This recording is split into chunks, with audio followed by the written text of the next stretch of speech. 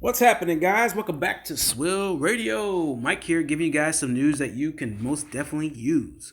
All right, so this episode, we'll be talking about some Love After Lockup, Life After Lockup, Season 2, Episode 19.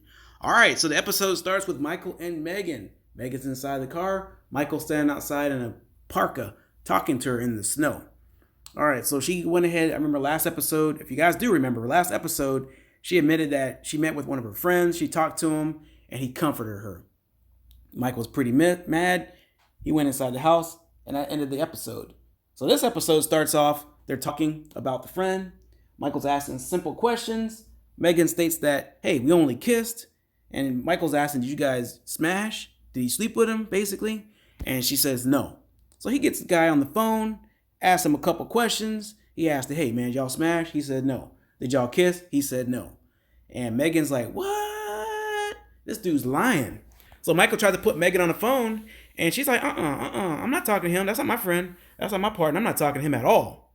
So Michael's really mad at this point. He's like super angry. Like, what's up, man? And she's like, I don't know. So he told her she could move on. Just go on about your business. You're not gonna do it with any snakes or anything like that. Slithering around. However, this is pretty much the tables are turned on him, with him, playing two women, playing his wife, playing her, and he's getting some of his own medicine. He's not liking that. Then it goes to Marcelino and Britney.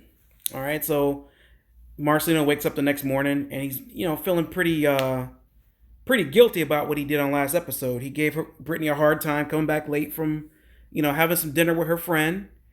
She was pretty responsible and left the car where she was at. She took a rideshare home, and he's like, "Whoa, we gotta keep with the plan, keep with the schedule. I need the car." And she's like, "I'll go back and go get it.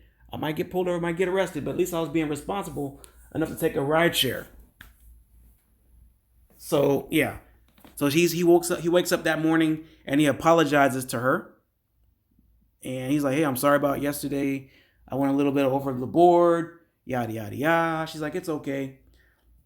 So she pulls up some clothes, trying to get some clothes for her best friend Sasha's hearing, basically, or her sentencing, basically. And she talks about how, by the time these people the judges come to the court, they already know what they're going to give the person already. They already know what sentence they're going to give them. They just want to give them another chance. It's like, hey, this is what I want to do. I'm definitely sorry. And the judge wants to hear pretty much all of that. But the judge already knows what they're going to do as far as the sentencing goes. Then we come with good old Clint and Tracy. They reminisce on what's going on with the episode when they talk to her mom or his mom on the episode. They want to plan another trip to Las Vegas. Tracy's about to go to her last parole little meeting or whatever the case is, get her little certificate, and move on with her life with Clint. No rules or anything like that. And they're pretty excited about it. All right, so Clint drops her off. Then he goes to his dad's restaurant. I guess he's the owner of the restaurant. That's why they have so much money. They have a big giant house, So Clint's over here telling the dad a couple things, and he's confessing to his dad, "Hey, you know what? I've been texting this other girl," and I'm over here like, "What?" As much as he was trying to, politic with Tracy, and he couldn't live without her. That's his queen. He's over here talking to another chick. What? Come on, man. Are you serious right now? All right, so next episode or next scene is going to be Lamar and Andrea. Now, I never realized Andrea was on TV before. She was on Star Moms or something like that. I didn't realize that. But some of the people in these casts, they've been on TV before. So they're just trying to reprise their roles as something else, basically. But anyway, Lamar comes back home. He's offering a peace offering of some flowers. Andrea's pretty mad about this because she's like, "I don't want no gas station flowers." And Lamar's just trying to justify everything. He said, "Hey, man, I did the Christmas tree thing. I did the family thing. Now it's time for me to, live a free man's life and hang out with some friends," which I understand because this man is in prison. You hang out with the same people all the time. I mean, you got to still hang out with your family and everything like that, of course. But she has to understand some things, too. Got to give the man a little bit of space. He's been locked up. He's got some taste of freedom here. And he feels trapped, staying at home all the time with nothing to do. So you got to understand that, Andrea. What's up? What's up? So these two pretty much made up.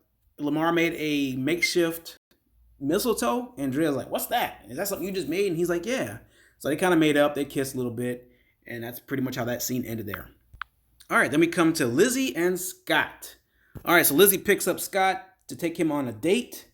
And he's dressed up. Now, he's looking, I'm not going to say he's really sharp, but he looks, for what he usually looks like, he looks pretty dapper. All right, so she's like, hey, we're going to go to the beach. Which she didn't let the guy know ahead of time. She just said, I'm going to take you out on a date. So he's thinking maybe out to eat or something like that. But nope, she said, we're going to go on a little picnic on the beach. Beach towel, sand, and everything like that. Are you ready? And then she's like, all right, what are you wearing?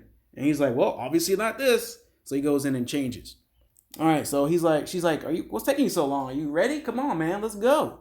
And he's like, here I come. Are you ready? And she's like, yeah. So he opens the door. Everything's censored out. He's got like a picture of his when he was a baby over his little baby D. And she's like laughing and this and that. And he's like, you know what? As long as I get a laugh, she's happy, I'm good to go. All right, so they are in the car driving through to the beach. And Lizzie's trying to figure out what's going on with him and his roommate. So she's drilling him about Charlene. He's pretty irritated. He's like, wait a minute. What in the hell are you bringing this Charlene chick up for? And she's like, did you sleep with her? And he's like, no. And he's throwing a big fit like, no, I would never touch her. No. So let me know in the comments below, guys. Do you think he hit that with Charlene or not? Just let me know. I definitely want to hear from you guys and see what your guys' opinion on that is. I'm thinking he tapped that a little bit. He's like, I haven't had sex in forever, this and that. But I'm not believing it. He likes black chicks. Black chicks somehow, I don't know why, they like him too. All right, so we're back with Michael and Sarah. So Michael's trying to text Sarah because Sarah's about to be induced for labor, about to have their second child. So I guess once you take a crap in one of the little territories, you're going to move to the next one, which is going to be Sarah. So now he wants to be nice and talk to her and say, I want to be there for the baby. I want to be there when you're born, when the baby's born. However, this is pretty much the same situation, I guess minus the prison situation the first child had. He missed that birth as well. So more than likely he's going to miss this one too. So yeah. Only problem is Michael's got a GPS monitor on his ankle. So he can't really go but so far. Maybe unless he cuts that thing off his leg, then he can probably do it. I'm not sure how that thing works or anything like that, guys, But he's like, I'm going to be there. And she's like, you're going to come late? And he's like, I'm going to be there. Don't worry. All right, so Michael's out there shoveling some snow off the windshield of the car. And his mom is coming out. And she's like, hey, man, we're not going through this again. You're going to stick it out right here. You're not going anywhere. You can't go anywhere. I don't want to see you get arrested. And we go through the same thing over and over again. And she's trying to drop some knowledge on this brother. But he is just not having it. He's not thinking with his head, guys. He's thinking stupidly. He's not a rational guy. He pretty much freestyles his life. From what I've seen and what I can tell, this guy does nothing like he's supposed to do. And I don't understand why. Like, life is not so hard, guys. You're being told to do something, you got to do it. Like, I understand you want to be there with your kid, but you got to let your parole officer know what's up. But it's like in a different state. So you definitely can't go, man. Like, I don't know, man. These people, it's kind of retarded. I don't know. And then we're back with Lamar and Andrea. All right, so they're going to the car wash, and they're reminiscing on times when they first met with the car wash. And, I don't know if you guys ever been through a drive-through car wash, but you're in that thing literally a minute and a half. So I guess they did some things, like he probably smashed, did some oral, whatever. He had some stuff going to him, whatever the case is inside the car wash. But hey, minute and a half, that's all you need. That's all you need then, I guess. Hey.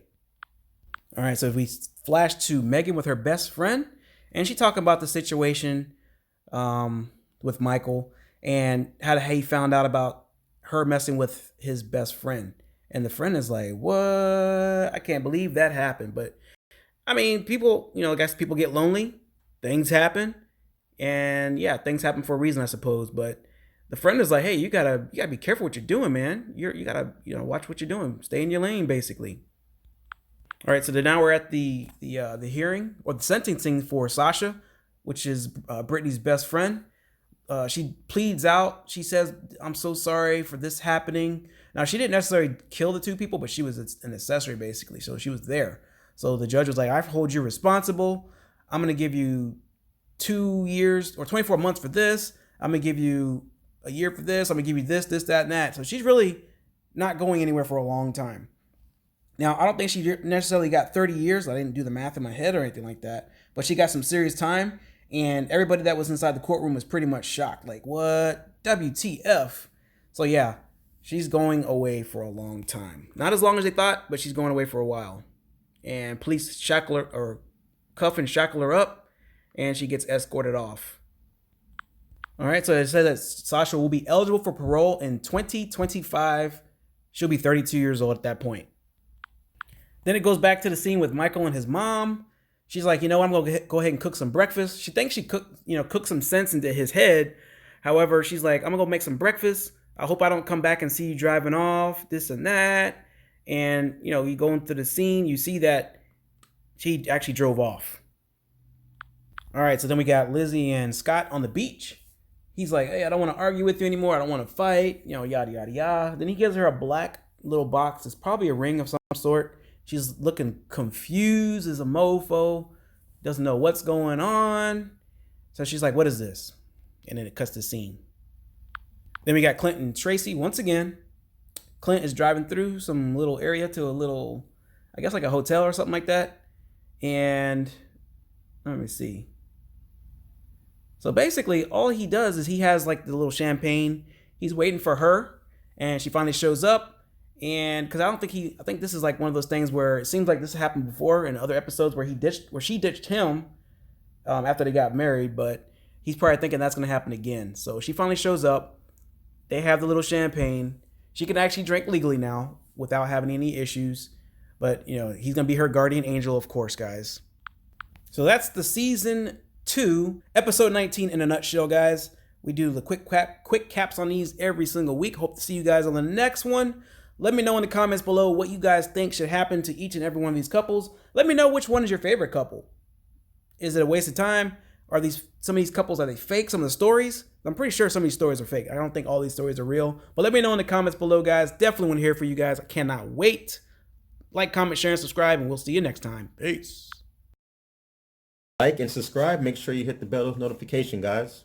And we'll always keep you guys up to date on the latest trends. Check out our Facebook and our Twitter. The links are in the description below. Thanks for listening. Peace.